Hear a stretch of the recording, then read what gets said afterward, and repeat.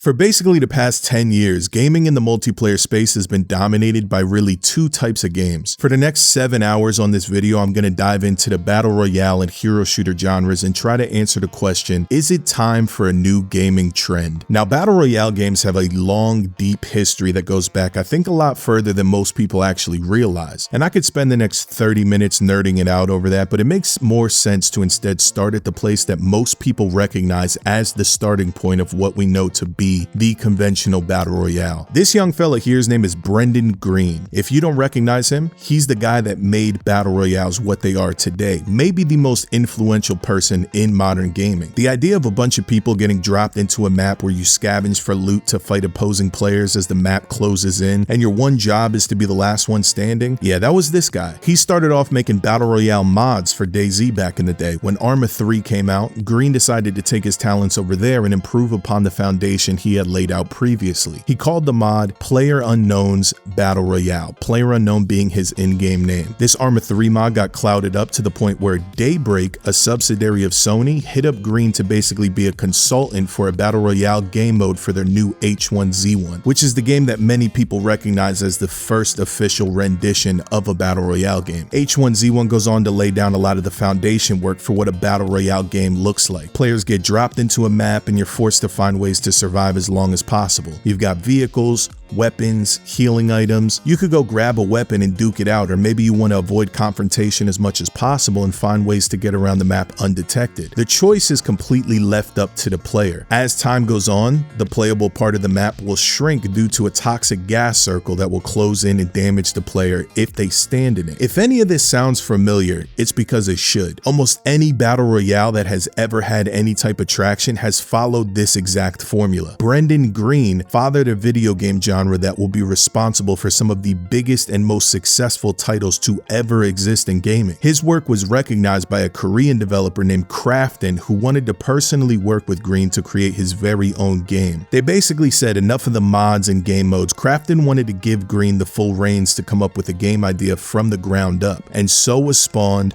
PlayerUnknown's Battlegrounds, or PUBG for short, and the rest is history. PUBG goes on to be a super successful smash and blazes the path for other titans to come along like Fortnite, Apex, and Warzone. The game was released in 2017, and since then we've seen endless amounts of studios try to capitalize off of the craze, taking Greene's original formula and putting their own spin on things to make it feel original. Spellbreak, Realm Royale, Blackout, Darwin Project, everyone wanted a piece of the pie. Everybody was trying to capitalize off of the work that Greene had put in. Now, Battle Royale games are casual at their core. Randomized loot spawns, randomized storm patterns. You could drop on a building and get a bandage while the guy who drops on the house next to you is fully kitted up and ready to win the game. But something being casual doesn't mean you can't get sweaty about it. And I think that's a big part of why Battle Royales have seen so much success. The gameplay loop allows for people from both sides, the most casual of casuals and the sweatiest of comp players, to come together on a concept where they can both find enjoyment. Your tryhards are studying every piece of the game so that their skill overrides those RNG factors, while the casual players just crouch walking the entire map, staring at every piece of loot they come across, hiding in bushes, trying to crack the top 5 alive. A Battle Royale game is a place where anybody from any walk of life can find some satisfaction, because at the end of the day,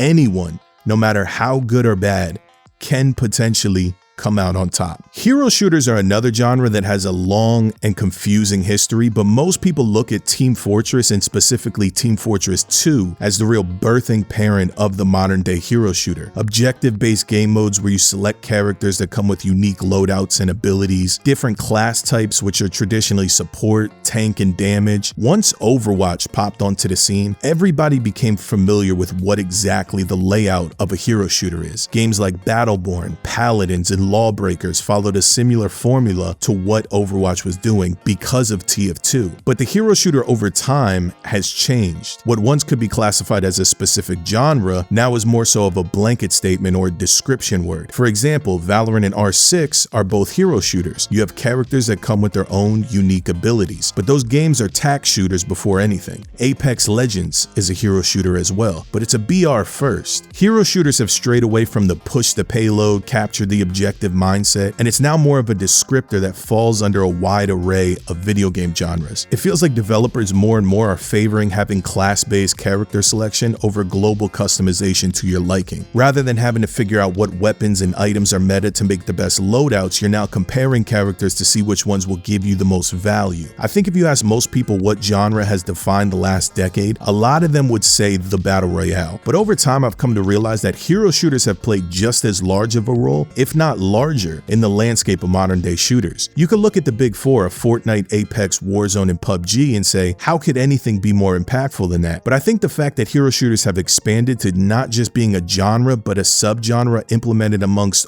all shooters, that for me, its impact is felt at a wider range. Now let's get to the reality. Gaming works in trends. Over the years, we've seen countless genres have their fun in the sun. In the 90s, side-scrolling platformers really took gaming to new heights of success with games like Mario, Donkey Kong, Sonic, and Mega Man. The list of successful platformers to come out of that era could stretch around the globe. Real-time strategy games had a significant peak there for a while with games like Warcraft and StarCraft, Age of Empires, Command & Conquer. I'll never forget when I was a kid and it felt like every developer wanted to have their own 3D platformer. Jak and Daxter, Ratchet & Clank, Banjo-Kazooie, Spyro, these were all huge hits and people were capitalizing off of that momentum. Even with a lot of the negative rep sports games have today, there was a time in the 2000s where almost all of them were arguably at their peaks. Now, why am I talking about all this nonsense? Well, no matter how successful and influential a trend in gaming is, eventually they will lose traction. Now, that's not to say that every genre will eventually completely die out, because there's plenty of genres that have been going strong since the beginning of time, but every genre, especially the more niche ones, they can't hang on the top forever. Something new and shiny will come along that people will gravitate towards, slowly pushing other genres to the back burner. Although we still get great side-scrollers today, you don't see all these big developers prioritizing them like they did once before. Sure, people still make RTS games, but it's not as culturally relevant as it was maybe 20 years ago. Although there are things I don't like about battle royales and hero shooters, I do still enjoy both genres and I play them quite a lot. But I think you'd have to be delusional to not recognize that the two genres are starting to show signs of getting old. We've had a large enough sample size at this point to see what the possibilities are with these genres, and until innovations are made on the technology side and the developer side, both of these genres are kind of just stuck in limbo. People are still making new games with these concepts, but it's very few and far between that we're getting something that really feels fresh. So then the question is, what's next? Now, for the past several years, there's been a genre of games that I've been campaigning for as the next big thing. Unfortunately, at this point in its life, I think it's safe to say I was wrong, because it still hasn't blown up like it would need to